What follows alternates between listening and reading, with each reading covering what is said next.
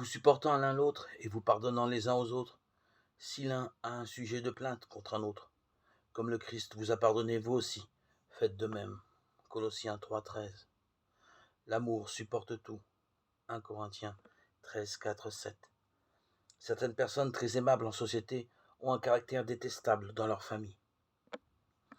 Toujours de bonne humeur en compagnie de leurs amis ou au travail.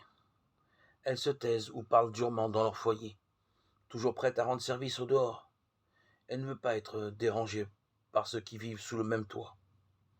Patientes dans leur travail, à la maison, elles s'énervent à la moindre contrariété. D'où vient cette double attitude? À l'extérieur, nous tenons à ce que les autres aient une bonne opinion de nous.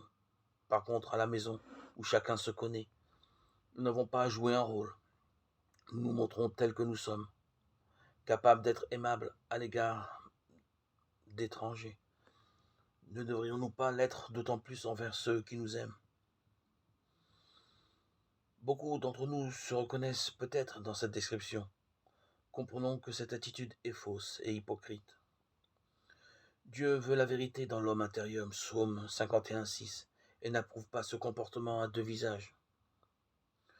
Ne croyons pas que la paix et la sérénité régneront spontanément dans notre foyer. Chacun des membres de la famille doit demander à Dieu d'y refléter les caractères de notre Sauveur, sa patience, son ouverture aux autres, son écoute, sa compassion. Cela nous aidera à nous supporter, même si ce n'est pas toujours facile. C'est à cela que vous avez été appelés, car aussi Christ a souffert pour vous, vous laissant un modèle afin que vous suiviez ses traces. 1 Pierre 2, 21.